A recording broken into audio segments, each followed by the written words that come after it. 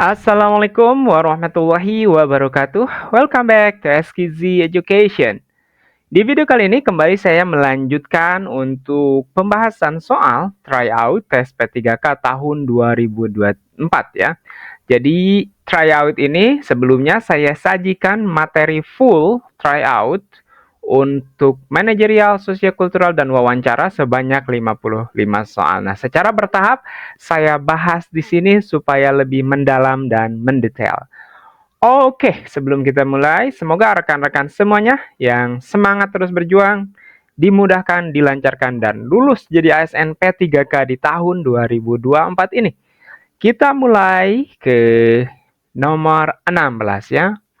Anda menemukan bahwa beberapa anggota tim bekerja secara individual tanpa berkoordinasi, sehingga terjadi duplikasi pekerjaan. Wow, ini ya lumayan menantang. Apa langkah terbaik Anda? A. Membuat aturan kerja tim yang mewajibkan koordinasi sebelum mulai kerja. Ini bagus. B. Menegur anggota tim yang tidak berkoordinasi dengan baik. Oke, mungkin. C. Menjadwalkan rapat harian untuk memonitor pembagian tugas secara detail. D. Membagi ulang tugas berdasarkan kemampuan dan ketersediaan anggota tim. Ini bagus semuanya jawabannya ya. Oke, jawaban yang tepat dalam situasi ini adalah A ya. Jadi membuat aturan kerja tim meningkatkan efektivitas kolaborasi dan mencegah masalah yang sama di masa depan karena aturan itu posisinya lebih kuat. Nah, ini untuk menghindari terjadi lagi duplikasi. Dibentuklah aturan. Selanjutnya, nomor 17. Dalam situasi mendesak, Anda harus membuat keputusan penting tanpa data yang lengkap. Apa langkah terbaik Anda? A. Mengambil keputusan berdasarkan intuisi dan pengalaman. Ini jelas kurang tepat ya, karena kita berbicara tentang data. Walaupun tidak lengkap saat ini. B. Meminta masukan dari tim sebelum membuat keputusan. Ini bisa jadi. C. Menunggu sampai data lengkap tersedia untuk memastikan keputusan yang akurat. Nah, ini kan situasinya mendesak, jadi ini kurang tepat. D. Mengambil keputusan dengan mempertimbangkan risiko dan konsekuensi yang ada. Ini juga mungkin. Oke, jawaban yang paling tepat dalam situasi ini adalah D ya, mengambil keputusan dengan mempertimbangkan risiko, menunjukkan kemampuan problem solving dalam kondisi akurat. Jadi keputusan itu tetap kita ambil karena ini mendesak, tapi kita juga harus melihat apa risikonya gitu. Oke, lanjut ke nomor 18. Selama bencana banjir, ada laporan bahwa sebagian anggota tim evakuasi mengalami kelelahan dan mulai kehilangan fokus. Beberapa tugas mendesak belum selesai, tetapi Anda juga harus mempertimbangkan kesehatan tim. Apa yang akan Anda lakukan? A. Menugaskan anggota tim lain untuk mengambil alih tugas mereka sementara mereka beristirahat. Ini bagus. B. Memaksa tim. Wah, ini kalau ada kata-kata memaksa sudah jelas kurang solutif ya. C. Menghentikan sementara seluruh operasi untuk memastikan semua anggota tim dapat beristirahat.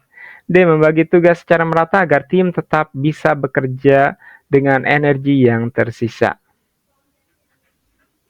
Ini kan situasinya adalah bencana ya. Jadi kalau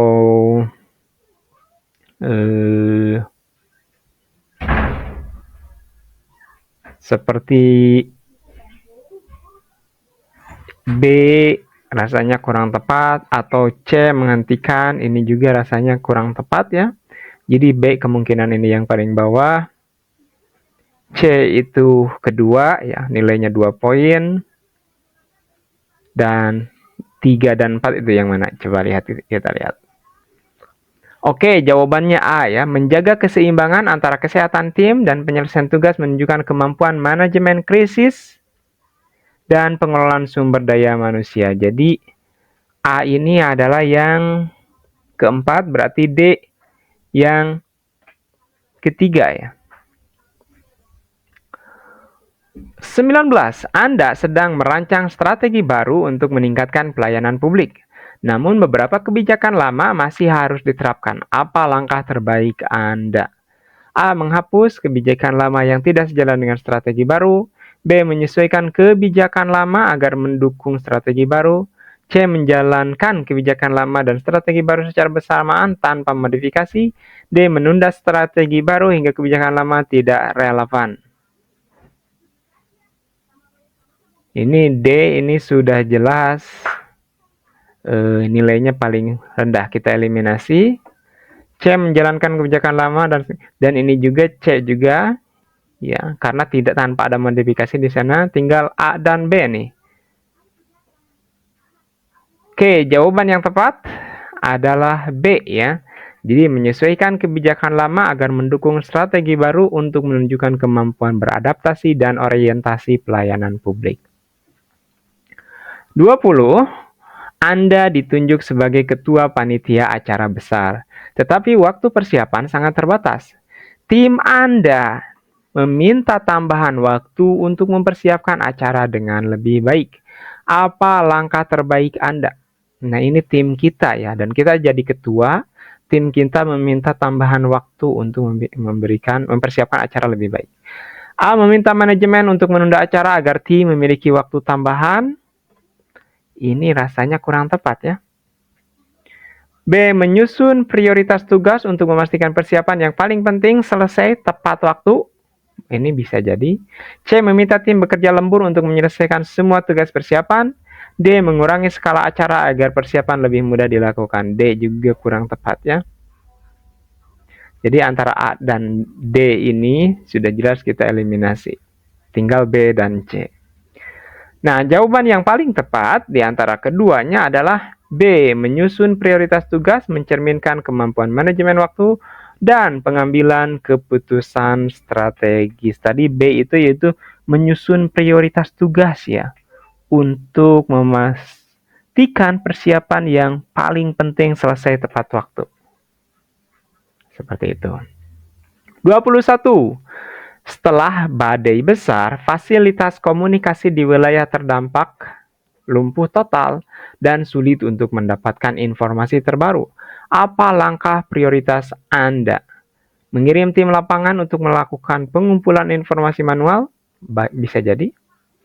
B. Menunggu hingga fasilitas komunikasi pulih sebelum melakukan tindakan? Nah, ini cenderung menunggu, kurang tepat. C. Menggunakan teknologi komunikasi alternatif seperti radio atau satelit. Oke, ini mungkin. D. Meminta bantuan pihak lain untuk mendapatkan data melalui jalur yang tersedia. Ini mungkin. Oke, jawaban yang tepat adalah C ya.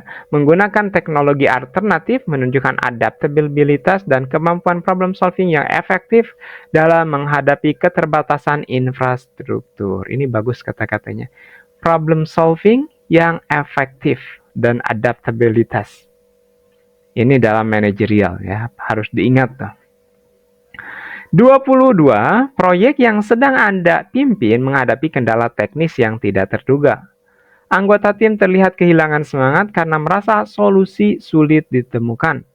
Apa yang Anda lakukan? A. Memberikan motivasi kepada tim dengan fokus pada keberhasilan sebelumnya. B. Mengalihkan tugas teknis kepada pihak eksternal yang lebih ahli. C. Mengadakan sesi brainstorming dengan tim untuk mencari solusi bersama. D. Mengurangi target proyek untuk menyesuaikan dengan situasi terkini. Kalau B ini prosesnya lama lagi. Karena ini ada sebuah proyek kita ya. Nah, antara A, C, dan D mana yang bisa dieliminasi lagi? Nah, ini D itu mengurangi target. Rasanya juga kurang tepat ya. Nah, antara A dan C nih. Jawaban yang paling tepat yang bisa menjawab situasi ini adalah C ya. Karena di sana kan disebutkan solusinya itu sudah mulai tidak ada gitu, inovasinya itu. Nah, jadi kita adakan sesi brainstorming melibatkan tim dalam pemecahan masalah, meningkatkan rasa memiliki dan semangat kerja. 23. Anda sedang merekrut anggota baru untuk tim Anda. Salah satu kandidat memiliki pengalaman yang sangat relevan, tetapi menunjukkan kurangnya keterampilan komunikasi. Apa langkah terbaik Anda? A. Merekrut kandidat tersebut karena pengalaman lebih penting daripada keterampilan komunikasi. B. Menolak kandidat tersebut karena komunikasi adalah keterampilan kunci dalam tim. C. Merekrut kandidat tersebut dan memberikan pelatihan komunikasi setelah diterima. D. Meminta kandidat tersebut untuk menunjukkan peningkatan komunikasi sebelum diterima. Oke, jawaban yang tepat dalam situasi ini adalah C, yaitu lebih solutif. Merekrut dengan komitmen memberikan pelatihan, menunjukkan kemampuan melihat potensi, dan mendukung pengembangan individu. Seperti itu. Lanjut ke nomor 24. Anda mengamati bahwa seorang anggota tim selalu menghindari tanggung jawab pada tugas-tugas tertentu, meskipun kompetensinya mencukupi. Apa tindakan terbaik Anda? A. Membagi ulang tugas agar dia tidak merasa terbebani. B. Memberikan tugas tersebut dengan pengawasan ketat untuk memastikan penyelesaian. C. Berdiskusi secara pribadi untuk memahami alasan dibalik perilakunya. D. Meminta tim untuk mengambil alih tanggung jawab tersebut demi efisiensi kerja. Ini D sudah jelas kita eliminasi ya. Karena di sini kan ini dia itu bagian dari tim. Tapi dia selalu menghindar. Ini berdiskusi bisa memberikan tugas tersebut dengan pengawasan ketat untuk memastikan penyelesaian. Ini mungkin membagi ulang tugas agar dia tidak merasa terbebani. Ini kurang tepat. Karena otomatis di sini kan tidak ada keluhan seperti itu. Tidak ada keluhan misalkan terlalu banyak atau berbeda. Gitu. Tapi lebih ke dia menghindar tugas. Oke, jawaban yang tepat dalam situasi ini adalah C, ya, berdiskusi secara pribadi mencerminkan kemampuan manajerial untuk memahami dan mengatasi hambatan individu dalam tim. Lanjut di nomor 25, tim Anda menghadapi tekanan besar karena tenggat waktu yang sangat ketat. Beberapa anggota tim mengeluh stres yang berdampak pada kualitas kerja. Bagaimana Anda akan menangani situasi ini? Tim Anda menghadapi tekanan besar. A. Memotivasi tim untuk tetap fokus pada tujuan utama dan menyelesaikan kerjaan tepat waktu. Bagus.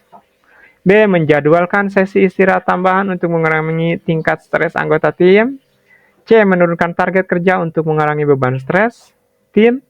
D. Memprioritaskan tugas-tugas utama dan menunda tugas-tugas yang kurang penting. Ini C sudah jelas ya. Kita eliminasi. Tinggal A, B, dan D. Ini bagus semuanya ya. Nah, jawaban yang paling tepat dalam hal ini, dalam situasi ini, di mana tim menghadapi tekanan besar karena tenggat waktu yang sangat ketat, jadi waktunya sangat ketat sekali nih. Dan beberapa ada yang mulai mengeluh stres dan kualitasnya menurun. Nah, dalam situasi ini yaitu D, memprioritaskan tugas, menunjukkan kemampuan manajemen waktu dan perhatian terhadap kesejahteraan tim sambil tetap fokus pada hasil. Oke, itu pembahasan kedua. Nah, selanjutnya nantikan juga video pembahasan tentang sosiokulturalnya sebanyak 20 soal ya. Kita akan bahas di video selanjutnya. That's all. Wassalamualaikum warahmatullahi wabarakatuh.